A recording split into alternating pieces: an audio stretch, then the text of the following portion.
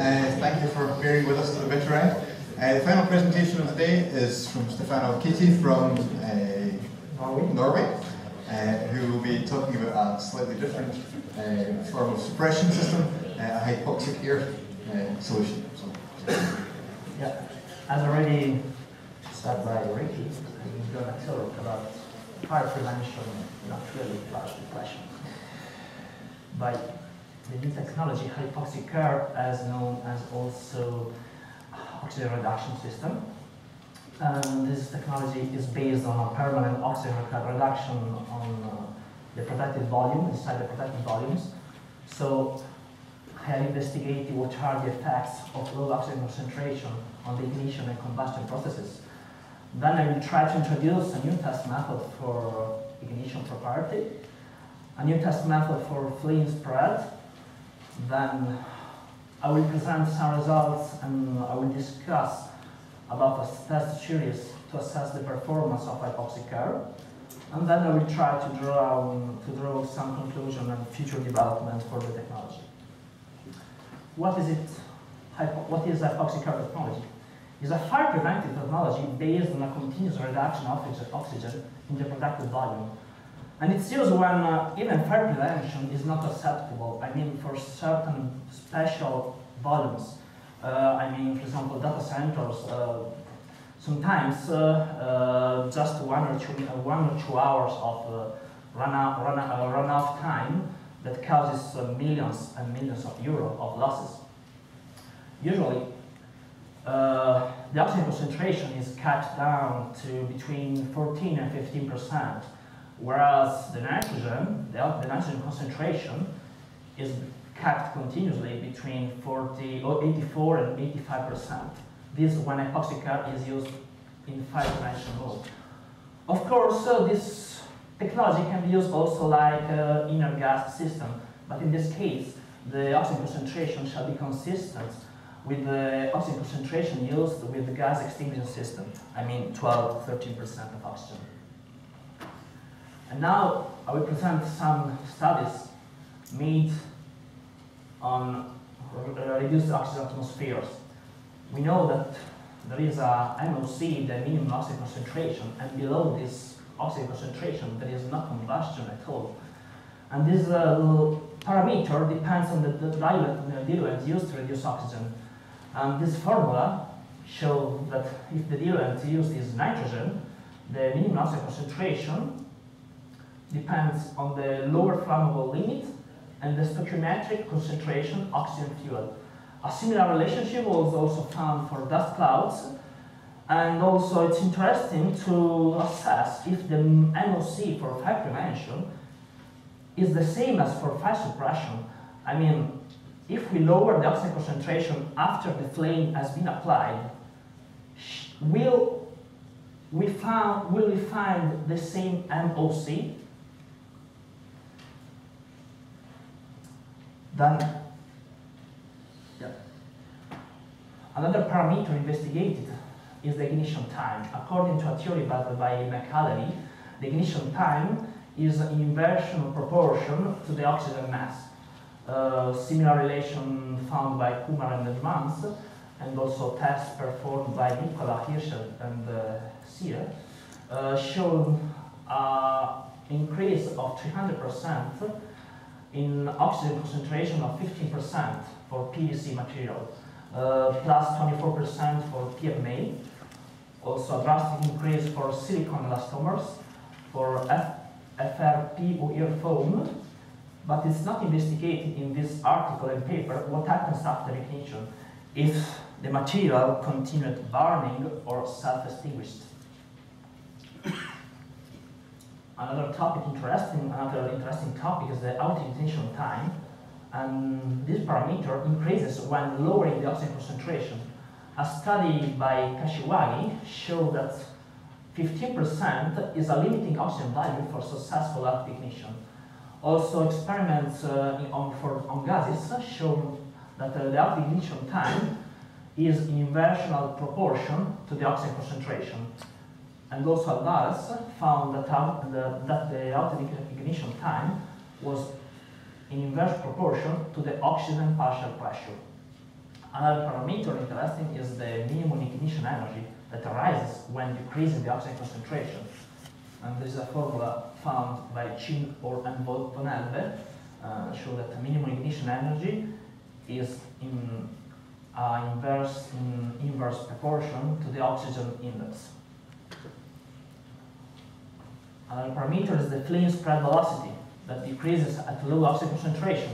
Babrauskas reported some studies, and they reported that the flame spread velocity is proportional to the oxygen mass. Well, the exponent is not clear if it's 1 or 2. The mass loss rate decreases at low oxygen concentration. Some experiments carried out by Santo and Tevarson shown a decrease of 30% when the oxygen concentration is lowered at 18%, more or less, for PMMA material. Also, Babrauskas reports a formula for the mass loss rate per unit of surface area, and there is a linear correlation with the oxygen mass. The last parameter investigated is the heat release rate that decreases drastically if the oxygen concentration is lowered.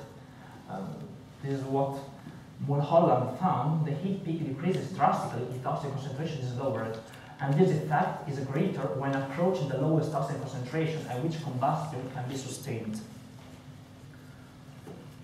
So we have seen that hypoxic curve, by lowering oxygen concentration in the air, has several benefits regarding to the ignition and combustion processes. We have seen longer ignition time, higher minimum ignition energy, lower flame spread velocity, and reduced mass loss rate.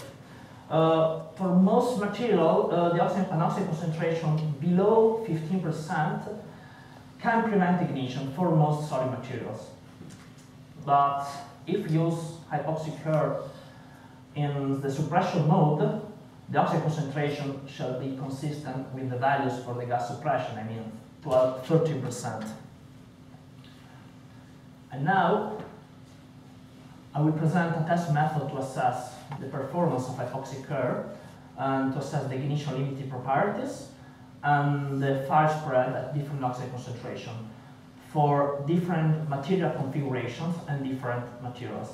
The second test method was investigated only for the worst case, I mean the vertical material configuration, because we know the flames spread much more faster on a vertical surface than on a horizontal one. This was the test room used during the test,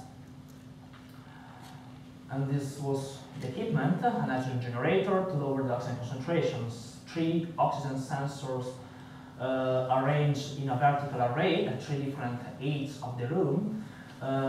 We used as a pilot flame an oxyacetylene premixed burner. We used an external oxygen source to have this pilot flame. We use a calibrated scale to weight the material weight throughout the test, a support frame, and we use common specimens. The procedure, we arrange the material in horizontal or vertical arrangement. Then we reduce the oxygen concentration in the test room, and the oxygen concentration was constant throughout the test. Then we regulate the pilot flame in order to hit the lowermost corner of the test specimen in the vertical configuration, whereas the flame was regulated in order to hit a lateral side of the test specimen for the horizontal configuration. The pilot flame hit the test specimen for at least 180 seconds, and this time is referred as flame exposure time. Then we remove the ignition source, and we observed the test specimen response for at least 60 seconds, and this period is called post-exposure time. Data on test specimen mass oxygen concentration were continuously recorded during FIAT and PAT, and this test method is consistent with BSI plus 95, that, by the way, has been published today, and VDS 3527. This is the procedure for the flame spread test. We arranged on a vertical array 3 different test specimens, one above the other. There were around 10-15 centimeters between the test specimens. We reduce the oxygen concentration in the test room, we regulate the pilot flame, we expose the bottom test specimen to the pilot flame, and we observe if the flame spread to the other two specimens during the test. Also in this case, we recorded test specimen mass and oxygen concentration. The first material investigated was a polypropylene in a horizontal configuration. The test specimen, as already said, was a common polypropylene box, a normal box. We wanted to create a real scenario we tried to create. And the initial limited oxygen threshold, according to BDS, is 16% of oxygen. So we performed the first test at 16%, and we didn't observe ignition, and no sustained burning flame spread during the post-exposure time. We performed a second test at 17.9, and we observed ignition, but after the ignition source was removed, we observed small flames that self-extinguished after 20 seconds the flame was removed. And also we performed a reference test in normal air, and of course ignition and self-sustaining burning were observed. And results from visual observation were confirmed also by the bottom chart that shows the mass of the test specimen during the test. We can see here,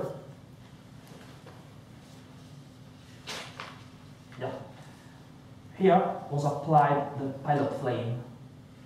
Here, after this point, the pilot flame was removed. So we can see at 16% there was no substantial reduction of the test specimen mass. Also at 17.9, but at 20.9 there was a reduction also after the flame was removed. The second test was on polypropylene, but this time, in this test, we used a vertical configuration test. The test specimen was polypropylene, a lid for the same box, but the lid. We performed 3 different tests. The first one at 14.9, and we didn't observe ignition during the flame exposure time, and of course no self-sustained burning during the post-exposure time. We performed a second test at 17%, and we observed ignition during flame exposure time, but not self-sustained burning or flame spread during the post-exposure time. Also, in this case, we performed also a reference test in normal air. Then, we tested also paper horizontal configuration test. The test specimen was a rolled newspaper, and according to VDS, the initial limited oxygen threshold is 14.1. But we performed the first test at a little bit higher concentration. This threshold is given for a single sheet of paper, whereas we performed the test with a rolled newspaper. So we thought that the ignition threshold was somewhat higher. And at 14.9, we didn't observe ignition during the flame exposure time, and also no self-sustained burning during the post-exposure time. We performed a second test at 17%, and we observed ignition during the flame exposure time and a pyrolyzing fire during the post-exposure time. Another test performed at 18% showed ignition and self-sustained burning, and also we performed, also in this case, a reference test in normal air.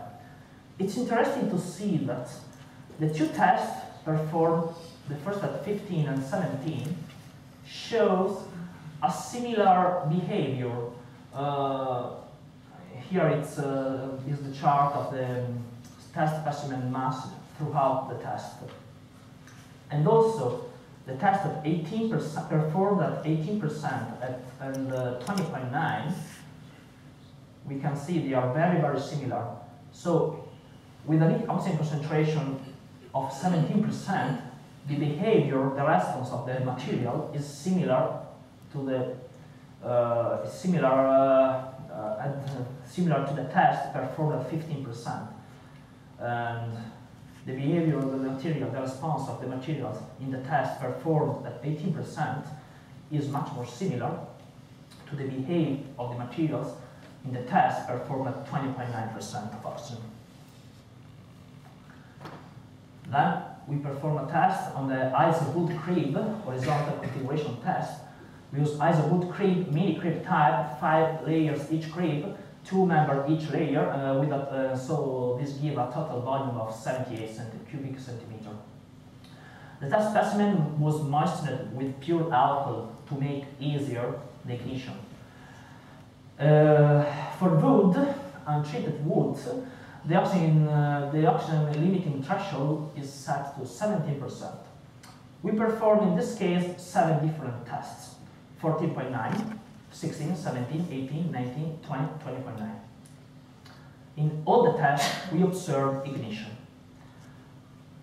But what was different, it was the response of the materials after the flame was removed. Because in the test performed at the lowest oxygen concentration, the flames were very, very small, and we observed self-extinguishing after 10 seconds.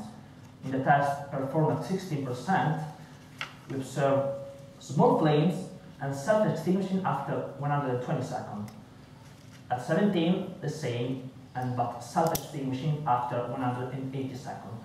Whereas at 18, 19, 20, 20.9, we observed big flames and no self-extinguishing at all. Here are the results. We can see that the mass loss during the flame exposure time was more or less constant in the first 4 tests. I mean, between 14.9 and 18%, more or less. For 13, 14, 16.5% of the total mass of the test specimen.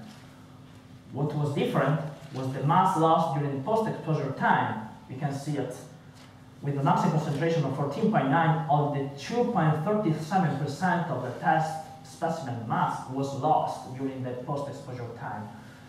Whereas at 60%, the 27%, 17% of oxygen, 55%, 18%, 77.51% of mass loss during the post-exposure time. Whereas in the test performed at 19, 20, 20.9, we were able only to record, to register the mass loss after the test. But nothing was left after the test. We can see the final mass was 14.2, whereas at 19% only 0.6 gram. And this picture shows very well the wood crib before the test, wood crib after the test performed at 50%, sorry, 14.9. The wood crib after the test performed at 16%. The structure of the test specimen is still quite good. At 17%, only the base of the wood crib was left, whereas for higher oxygen concentration there was only barm sticks. And now I would like just to show an example of the ignition test. On the right, ignition test performed at 20.9. On the left, performed at 14.9%.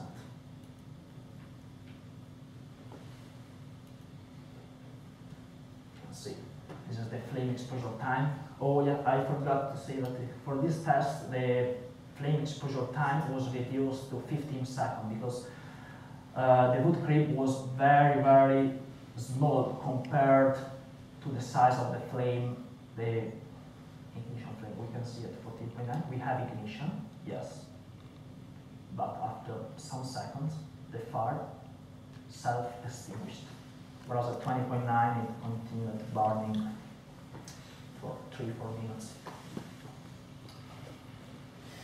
The result, and now the result from the fire spread test.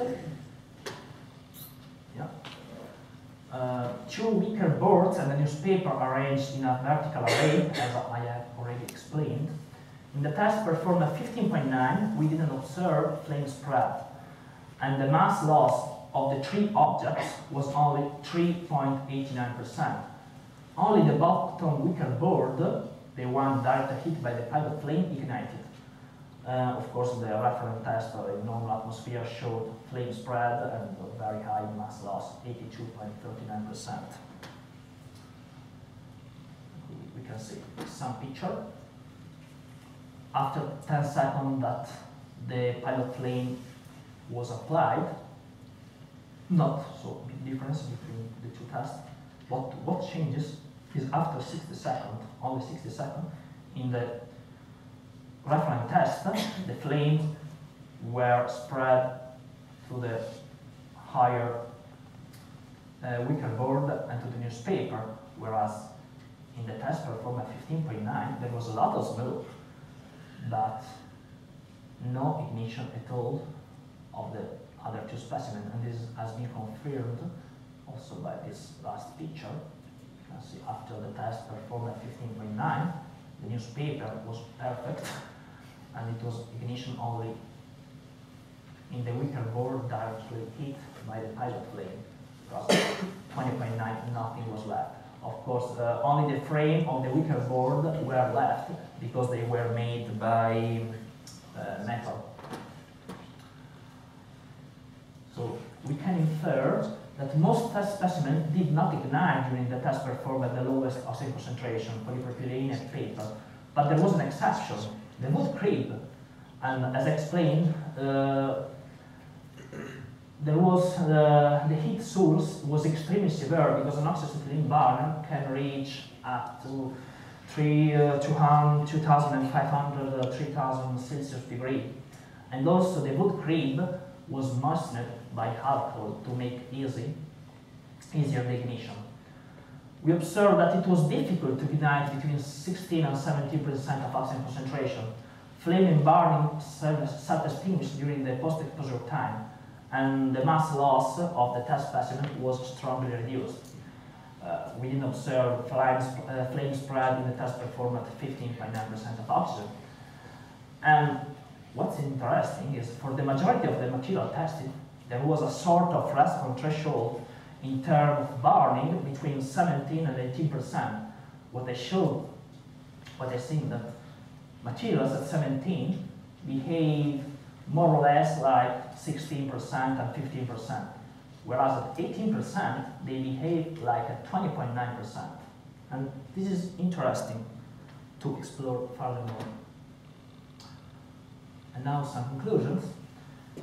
For an oxygen concentration between 14.5 and 15%, we can state that hypoxically is ignition and remains flame spread for all the investigated materials. For an oxygen concentration between 16 and 17%, we cannot fully prevent ignition, but far damages are lessened. It's also very, very, very important an accurate assessment of materials, configuration, and hazards, because we have seen that material configuration and materials really affect the exact oxygen concentration to keep inside the protected volume. We have so different materials. We can have materials with an ignition threshold of 16%, and another material with an ignition threshold of 14%. So it's important to consider all the materials contained into the protected volumes.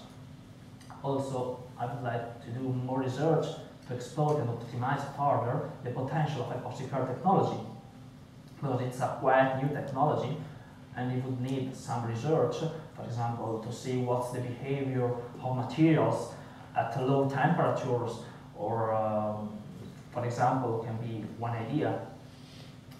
Definitely more research is needed in this field.